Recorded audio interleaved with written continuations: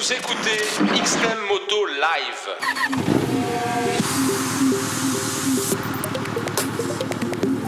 Salut les riders, j'espère que vous avez la pêche. Alors petit feedback de notre visite de l'usine Schubert en Allemagne où nous avons passé 2 jours. Nous avons eu la chance de visiter le site de production à Magdebourg qui est à peu près à 100 km à l'ouest de Berlin. Bon, ça se mérite, hein, on se lève tôt le matin et on est arrivé qu'à 14h au sein de l'usine. Donc l'usine Schubert, alors la société Schubert déjà a été créée en 1922, donc à cette date elle produit des casiers à bouteilles de bière, donc pas du tout dans le casque. C'est en 1929 qu'elle va produire son premier casque qui est destiné à l'armée, et il faudra attendre 1954 pour voir apparaître le premier casque de moto, dont le petit nom était l'Aéro.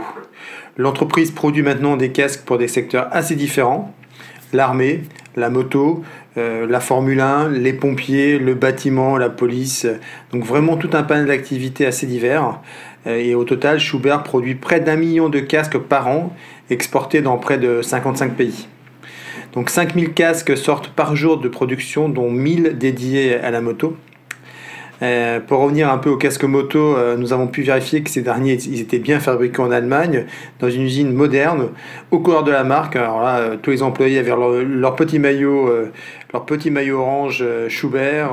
L'orange était partout, ça régnait en maître, jusqu'au micro-ondes de la cantine qui était orange, donc c'était assez amusant.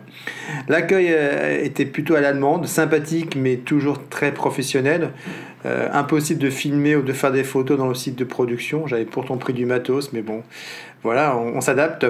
Il ne laisse rien au hasard chez Schubert, et cela se retrouve dans l'ensemble du process de fabrication. Donc après avoir chaussé des sabots de sécurité pas très confortables, nous rentrons dans le cœur de la machine Schubert. À l'intérieur, pas d'agitation excessive, tout se passe avec fluidité. C'est assez étonnant par rapport à d'autres usines que j'ai pu visiter. On commence par visiter l'étape de fabrication de la calotte externe. Donc là, contrairement à d'autres usines, la fibre n'est pas déposée à la main dans un moule, mais par un opérateur, mais projetée par un robot. Donc là, le robot, il crée, en fait, il envoie, il récupère, c'est une espèce de fil c'est du fil de fibre, tout simplement, qui est injecté dans un demi-moule de manière ultra précise, parce qu'en fait, il injecte aux endroits où ça doit être épais, il injecte plus de fibres, et à l'endroit où ça va être découpé, il en injecte moins, évidemment, pour pas qu'il y ait de gâchis. Et pour Schubert, c'est un gage de qualité, et cela permet de veiller à ce que la calotte ait la même épaisseur partout. Les calottes obtenues sont ensuite réunies et assemblées avec de la résine dans un moule possédant la forme du casque, et cela pendant près de 7 minutes. Donc en fait la résine va cuire, c'est vraiment une espèce de moule en métallique. Il y a un ballon qui vient se gonfler à l'intérieur de ce moule et qui vient vraiment donner la forme en fait du casque. Donc c'est un homme qui gère cette étape, hein. La calotte se voit poser une puce qui permet de suivre la fabrication du casque tout le long de sa vie. C'est le début du tracking de votre casque globalement. La calotte passe ensuite par les mains d'un autre robot qui réalise les découpes finales. Alors l'ouverture des écrans, les points où l'on vissera les différents éléments du casque. Les découpes sont réalisées avec de l'eau envoyée à haute pression. Alors j'ai plus le nombre de barres, mais c'est assez impressionnant. Le robot est ultra précis. Et il enchaîne les différents modèles avec indifférence, ce qui montre un peu la flexibilité que peut avoir Schubert dans cette étape. Les calottes passent ensuite au ponçage. Ces dernières étant en fibre, le ponçage se fait obligatoirement manuellement. C'est minutieux. Les hommes et les femmes qui travaillent dans cette partie de l'atelier caressent la calotte de votre futur casque avec habileté. On a l'impression vraiment que c'est une espèce de balai autour de la calotte permanent qui permet d'enlever la moindre petite aspérité, le moindre petit défaut qu'on peut voir apparaître sur la calotte. Pour nous, des fois, c'est complètement invisible. Les calottes partent ensuite à la peinture où ils reçoivent des calottes donc partent à la peinture où ils reçoivent 4 couches de peinture vernie. Impossible de pénétrer dans cet atelier pour éviter de perturber le milieu ambiant. On devine à travers une vitrine le parcours des calottes. Donc là c'est vraiment il va surtout pas qu'il y ait la moindre poussière ou un changement d'humidité tout simplement dans la pièce. Pour les casques déco, on passe ensuite par une étape que j'adore, je l'avais déjà vu chez Nolan, c'est la pose de la déco sur la calotte. Un homme ou une femme appose délicatement la déco provenant d'une planche du type stickers. Pas de colle ici, tout est fait avec de l'eau et une éponge raclette. c'est vraiment de l'artisanat. Ça me fascine à chaque fois. Pour moi, ce sont des vrais artistes, quoi. Je suis incapable de faire le travail qu'ils font. Les calottes finalisées subiront une dernière étape de contrôle pour vérifier leur conformité. Et si un défaut est constaté, même mineur, voire microscopique pour nos yeux, la calotte est détruite. C'est vrai que des fois on se dit, il y a déjà eu un gros boulot de fait sur la calotte, et pour pas grand chose en fait, en tout cas ils n'essaient pas de corriger, et ils détruisent automatiquement. Dans une autre partie de l'usine, les pièces en polycarbonate qui vont constituer le casque sont fabriquées. C'est moins glamour, c'est sûr. On parle de billes en polycarbonate qui sont injectées dans des moules en métal plus ou moins gros et lourds en fonction de l'élément à fabriquer. Ces moules en acier me paraissent toujours énormes par rapport à la taille de la pièce finale. Un grand palan avec un treuil permet de les déplacer en fonction des besoins. Alors les écrans par contre ne sont pas fabriqués chez Schuber, ils sont confiés à un prestataire externe. Leur qualité est contrôlée à chaque réception.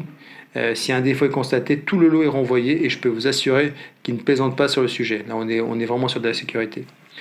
Les intérieurs en tissu sont fabriqués dans une autre usine Schuber, cette fois-ci en Asie, j'imagine pour des raisons de coût. Les casques sont ensuite assemblés par des opérateurs sur des chaînes de montage. Ils montent 20 à 25 casques à l'heure selon les modèles. Le travail est réalisé avec précision par 18 personnes. Chaque personne s'occupant de fixer un élément du casque. C'est chirurgical. Pas de panique, vraiment c'est d'une fluidité, c'est vraiment ce qu'on ressent dans l'usine Schuber, hein. Tout est contrôlé. Lors de notre visite, on a pu accéder au laboratoire de tests CE et DOT. Les casques Schuber produits sont testés en permanence, ils en prélèvent 10 au hasard par lot de 1000 casques. Les casques subissent l'ensemble des tests édictés par les normes, impact sur différents points, température, capacité d'absorption des chocs, etc. Là, je peux vous dire que le test CE, il est quand même beaucoup plus difficile à passer que le test DOT. Hein.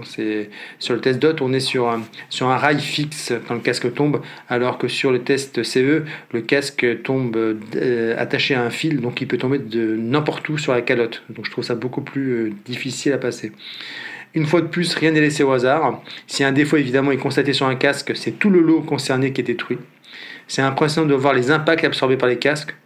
On a aussi pu voir des casques militaires en Kevlar sur lesquels on avait tiré dessus avec du 9 mm à 5 mètres de distance. Alors au-delà du fait que le casque déjà il est assez lourd, c'est vraiment impressionnant de voir que la calotte elle a arrêté la balle et la balle même prisonnière dans la calotte.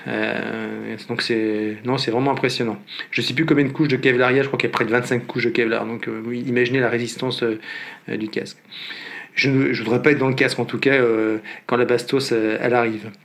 Dans l'usine Schuber, il y a un espace unique que je n'avais jamais encore vu auparavant. C'est la soufflerie qui permet de tester l'aérodynamisme des casques. Schuber est la première marque de casque à s'être dotée d'un tel outil, et cela dès 1986. Donc là, on comprend bien leur avance en termes d'acoustique par rapport à d'autres marques, et pourquoi on dit que les casques Schuber sont sûrement les casques les plus silencieux du marché. Pour y accéder, on passe une sorte de porte aux épaisseurs de forteresse. À l'intérieur, c'est un studio acoustique. La moto est fixée devant un flûdeur avec différents capteurs permettant de mesurer les zones de turbulence et le niveau sonore. On a pu tester la machine en fonctionnement en ciblant une vitesse de 150 km/h et je peux vous assurer que cela souffle. Quand ils n'ont pas de visiteurs pour faire les idiots comme nous, ils ont un mannequin robotisé dont la tête est mobile afin de simuler les mouvements que nous faisons sur notre moto. Position couchée, droite, mouvement de la tête pour regarder les rétros. Tout ça, c'est vraiment automatisé avec une télécommande. Le robot bouge. Après la soufflerie, les modèles Schuber subissent une autre batterie de test dans un espace vitré, où ils sont soumis à de fortes variations de température et à des pluies diluviennes. L'objectif est de vérifier cette fois-ci l'étanchéité du casque, sa capacité à réguler la température, mais aussi de voir comment les intérieurs vieillissent. Donc c'est vrai que là c'est vraiment sympa à voir. Je vous mettrai une petite vidéo. Être un casque Schuber, en tout cas, ça se mérite. Cette recherche de qualité va jusqu'à la formation des revendeurs. Nous avons eu lors de cette visite nous avons appris lors de cette visite en tout cas à démonter et remonter un casque Schuber. C'était un modulable sur un C4, donc avec un nombre de pièces assez incroyable et puis tout le système intercom intégré. Et on a fait pareil avec un intégral. Nous avons été agréablement surpris en tout cas par la qualité des composants. On peut désosser un casque Schuber sans avoir peur de casser un élément. Moi je trouve que Schuber a un magnifique outil de production qui va sûrement continuer à nous fabriquer des casques de moto de plus en plus performants pour vivre notre passion. Je pense qu'après cette visite, je peux dire que Schubert, c'est la vraie Dutch quality. Moi, j'étais globalement impressionné. Bon, j'espère que cette petite visite rapide de l'usine vous a plu. Et à très bientôt les riders pour un nouveau feedback. Salut!